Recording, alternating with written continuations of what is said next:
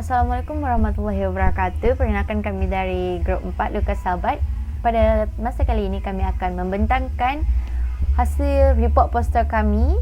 Pertama-tama dari saya akan menjelaskan sedikit pasal pop art. Okey, pop art sendiri berasal dari England pada tahun 1950-an dan tiba di Amerika Serikat pada tahun 1960-an. Richard Hamilton dan Edoardo Paolozzi, kedua-duanya ialah anggota kumpulan bebas yang mempelopori pergerakan di London pada tahun 1950. Pada tahun 1960, gerakan ini dilakukan oleh Peter Black, Patrick Caulfield, David Hockney, Alan Jones and Peter Phillips. Pada awal tahun 60-an, pop art menemukan jalan di Amerika Serikat yang dilihat dalam karya Jim Dine, Roy Lichtenstein dan Robert Rauschenberg. Ia dikembangkan di Amerika Serikat sebagai tindak balas terhadap kekayaan pos Perang Dunia Kedua dan kepenggunaan dan materialisme berkembang di masyarakat. Okey, salah satu artis yang terkenal dalam bidang pop art ialah Andy Warhol yang menggunakan teknik percetakan produksi massal foto realistis yang disebut serigraphy. Pop art diciptakan dalam masyarakat dan budaya kontemporari, terutama konsumerisme menggunakan gambar dan ikon yang popular dan memperkenalkan semula dan mewujudkannya dalam dunia seni. Selalunya, pelajaran datang dari periklanan dan pembungkusan produk, selebriti dan komik. Gambar disajikan dengan gabungan humor, kritikan dan ironi. Dalam kes ini, gerakan ini meletakkan seni dalam kehidupan seharian dan kontemporari. Ini juga membantu mengurangkan jurang antara seni tinggi dan seni rendah dan menghilangkan perbezaan antara seni rupa dan seni kaedah komersial. Assalamualaikum dan salam sejahtera Dr. Raha. Nama saya Muhammad Syafiq bin Arba'in dengan nombor metrik 75926. Di sini saya akan mempetakan tentang apa itu poster. Poster dia merupakan satu karya seni atau reka bentuk grafik. Dalam poster ini dia menakumi dari segi 5 ini. Pertama sekali lah komposisi gambar, tipografi, ilustrasi, warna dan reka letak. Dan poster ini juga dia bertujuan untuk menyampaikan maklumat secara berkesan dan mudah. Dan poster ini dia merupakan satu elemen yang mudah kerana poster ini dia bersifat dua dimensi kerana dia meliputi bahan yang dicetak, ditulis, dicat dan dilukis. Dan selain itu, poster ini sangat penting dan dia memainkan peranan dalam menarik perhatian seseorang kerana poster yang menyampaikan mesej dan data yang majalah itu dianggap poster yang berjaya.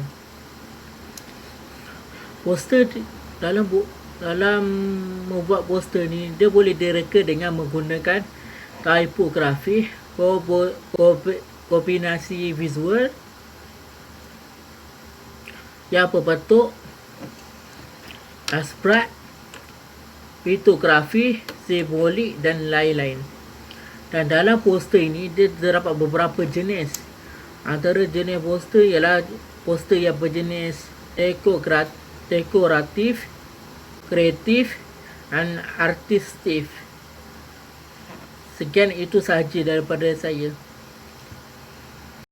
Antara ciri-ciri pop art ialah seni pop ini didefinisikan berdasarkan tema dan teknik yang diambil dari media ataupun produk yang digunakan dalam kehidupan seharian kita.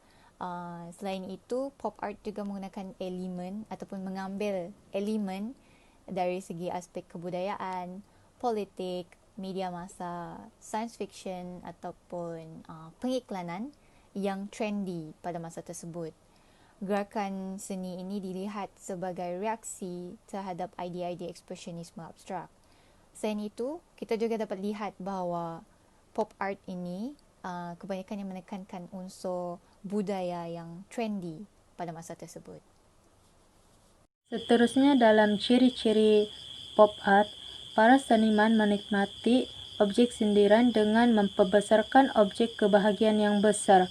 Dalam gerakan pop, makanan adalah tema umum, serta barang-barang rumah tangga seperti kerusi dan tandas yang diperbuat daripada plastik licin dan bukannya bahan yang biasa mereka buat. Sebagai contoh, tandas lembut oleh Claes Oldenburg. Sekian, terima kasih. Selain itu adalah ciri-ciri seni pop art adalah garis yang jelas dan representasi simbol orang dan objek yang terdapat dalam budaya popular dan penggunaan cat yang tajam. Gerakan pop art adalah untuk menggantikan unsur-unsur pemusnah satira dan anaksir dari gerakan dada. Gerakan dada adalah sebuah gerakan yang menumpukan perhatian pada politik anti perang dan menolak standard yang berlaku dalam seni dan membuat karya seni anti budaya dengan menghormati kepenggunaan dan budaya masa. Ciri-ciri pop art yang seterusnya ialah warna. Warna-warna dominan yang digunakan oleh artis pop art adalah warna kuning, merah dan biru. Warna yang digunakan dalam seni pop art adalah jelas dan tidak menggambarkan dalaman artis. Namun, warna-warna tersebut merujuk kepada budaya popular. Budaya ini telah mengilhamkan Andy Warhol, iaitu seniman Amerika, untuk bereksperimen dengan menggunakan teknik-teknik seperti pencetakan silkscreen, iaitu teknik yang sangat popular dan digunakan untuk pengeluaran secara besar-besaran. Pemilihan tema ini wajar digunakan di dalam penghasilan poster untuk meningkatkan keyakinan kepada orang ramai dan bagaimana selalu bersikap positif dalam kalangan masyarakat untuk menghadapi setiap masalah yang berlaku semasa pandemik COVID-19 dengan mengambil langkah yang positif untuk mengatasinya. Melalui penyampaian poster ini, setiap individu dapat memanfaatkan segala maklumat penting yang disampaikan dalam bentuk ayat dan juga imej di dalam poster ini bagi memudahkan penyampaian maklumat kepada masyarakat semasa pandemik COVID-19 yang sedang melanda. Rujukan mengapa memilih tema COVID-19. Tema COVID-19 dalam poster ini amalah sesuai digunakan dalam pembuatan poster saat ini. Hal ini kerana keadaan semasa seluruh negara sedang dilanda penyakit yang mudah terjangkit iaitu novel coronavirus yang sudah menyebar ke seluruh dunia termasuk di negara Malaysia. COVID-19 telah memberikan impak yang besar kepada masyarakat. Penggunaan tema ini dalam sebuah poster dapat memberikan kesedaran dan manfaat kepada masyarakat dalam menangani setiap cabaran yang berlaku semasa pandemik COVID-19. Selamat pagi dan salam sejahtera saya ucapkan. Saya ialah Angeli Wong dari kumpulan Lukas Sahabat yang memegang nombor matrik 76048. Hari ini saya ingin memberitahu kenapa kumpulan kami telah memilih street fashion dalam tema COVID-19. Kami memilih ini kerana banyak orang yang kurang percaya diri apabila keluar ketika menggunakan mask.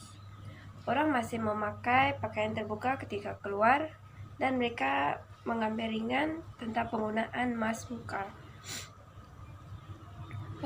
Di dalam poster ini, kami akan memberikan sedikit nasihat kepada orang yang ingin keluar tetapi mereka bingung kenapa mereka harus confident ataupun tidak ketika menggunakan mask dengan pakaian yang berfashion. Hal ini demikian kerana mereka adalah ingin pamerkan fashion, terutama wajah mereka yang cantik, yang handsome itu, tetapi tidak boleh ditampilkan kerana menggunakan mask. Mereka bingung dan kurang confident dengan diri sendiri. Tapi mereka tidak tahu kenapa kita harus menggunakan mask masa musim ataupun pandemik COVID-19 ini. Oleh itu, sebagai seorang yang berfashion, kita harus menggunakan mask walau kemana-mana pun untuk menjaga kesehatan diri daripada COVID-19. Akhir sekali, kita juga boleh menggayakan diri dengan mask yang telah digunakan itu dengan kreativiti masing-masing. Sebagai contoh, kita membuat deko kepada mask yang digunakan itu supaya dia akan lebih cantik dan menarik dan kelihatan unik.